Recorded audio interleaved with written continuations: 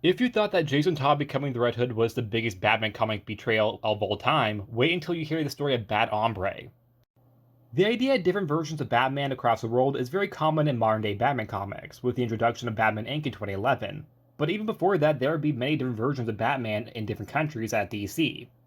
Different regions, different cultures, different fictional regions, different fictional countries. However, during the golden age of DC Comics, it was less common. Also, due to the times, there would be a lot of stereotyping about different cultures. Something that can ring true in the story of Bat-Hombre. It's not trying to be offensive like many stories at the time were, but it could come across as that, of course. It's something that could use an update. It's not trying to go out of its way to be racist, but it definitely can come across as being racist. Or maybe it's already been updated, but we'll get into that later. Now, with all that said, here's the story of Bat-Hombre. Hombre being Spanish for man. He would first appear in Batman issue 56 from 1949 in a story titled Ride Bat-Hombre Ride. Our story starts with Gotham welcoming the president of Mandolgia, which is a fictional small land country that I cannot pronounce, although technically no one can because it's fictional. The president is welcomed with a parade that Batman and Robin are watching over, which is good because a man just shows up, pulls a gun out on the president. Batman and Robin jump in to save the man, where the president is forever grateful for them protecting his life. He then asks for a favor, going on to explain his country has struggled to create law and order as a criminal known as the Parrot, who apparently is a pirate, has arisen in its borders, becoming notorious for scaring lawmen. I love the fact that the villain of this issue is a pirate mob lord. He tells Batman he has a dream of his country having their very own Batman, a Bat-Hombre, asking for Batman to train someone to become their country's hero and for them to defeat the Parrot. Batman goes to check with Commissioner Gordon to make sure that Gotham will be okay in his brief absence, which to me sounds like he's not certain if the GCPD can handle things on their own, which, let's be honest, they can't.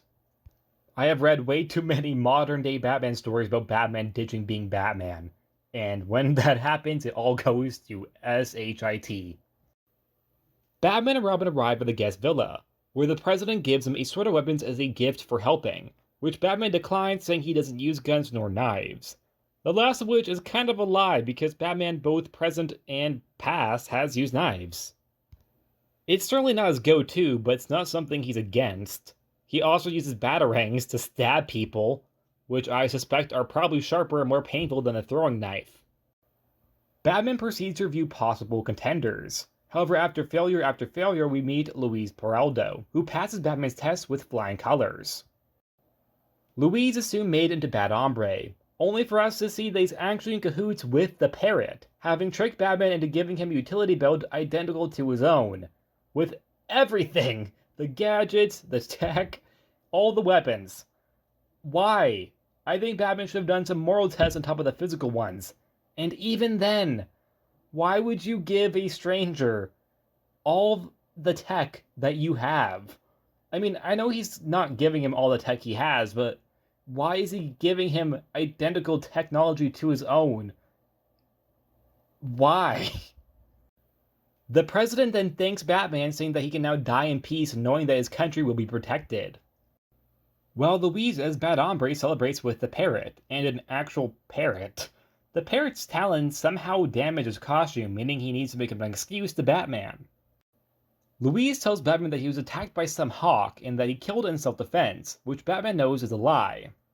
He explains to Robin that he knows the bird was a parrot because of the indenting of the 4 pattern, which is a parrot's talon, not a hawk like Luis claimed.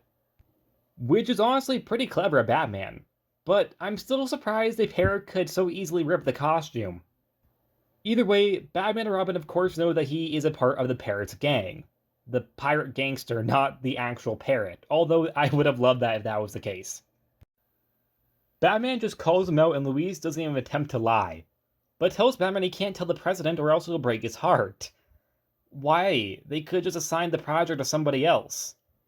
But no, Batman's idea is to do cultural appropriation and dress up as Hombre himself, and continue on this idea that the president has, so he can die thinking that his country is going to be safe.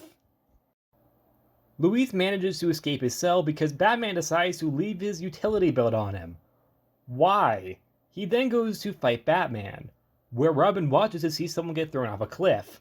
No worries though, the real Batman won, while Bat-Hombre was brutally murdered by him. You know, the man who in this issue says it's not a Batman thing to use guns or use a knife, but throwing a common crook off a cliff to their doom. That is very Batman. Batman and Robin then go off to face the Parrot, saving the country of Mantagoya from his criminal empire. The final panel reveals that the president had died in his sleep, happy knowing that his country will be safe, with who he thinks is a hero. But joke's on him because he's now dead and Batman is leaving to go back to Gotham, so his country has no protector. Now, while this story is rushed and harsh, the idea of someone trying to work as a hero in their own right, pretending to be a Batman-type figure just to be a villain, is actually pretty interesting. To most, he's a hero, a protector of the people who are protecting them from criminals, only for them to actually be the criminal in question. Tricking the public, law enforcement, other heroes. I think it's an idea that has potential. And yes, I know the Parrot is technically the villain here in the Mastermind, but I feel like maybe removing the Parrot's part and just having Bat-Hombre be the full-on villain would make the story even better. I say even better as if the story is good. I mean, it's not awful, but it definitely could have been better. Bat-Hombre's story would be later reprinted in Batman issue 193 from 1967. He would also cameo in Batman the Brave and the Bold, appearing in the first Batman episode, titled Legends of the Dark Might, where he's referenced when Batmite turns Batman into different versions of himself, including Bat-Hombre. This idea would also be revisited with Onomatopoeia, who pretended to be a new Gotham hero Baphomet to gain Batman's trust and become a partner of his. Although unlike Hombre, his agenda is Batman, while Hombre's is to be a false hero to give people hope when he's actually the one hurting the community. It also reminds me of the second season of The Flash, with how Zoom pretends to be his world's version of The Flash. Now onto the kinda update. Bat-Hombre's partner in crime, the Parrot, will be brought back in Batman Inc. from 2011, where he would now be a member of Leviathan, who had a different Batman-inspired vigilante work for him. This being El Gacho, who is inspired by Mexican wrestling culture, a subculture of more modern Latin communities, who unlike Bat-Hombre actually turns on the Parrot, save Batman and join Batman Inc. This character does feel like a somewhat update to Bat-Hombre, although a heroic one. But I still think that the character of Bat-Hombre still has potential as a villain. I just really like the idea of a hero turning out to be a secret villain. Not in a way where it's revealed that he's becoming a villain, but no, he's always been a villain. Or maybe I'm just crazy, which is also a possibility. Either way, that's it. Like always, please like, subscribe, and I'll see you guys next time. Bye!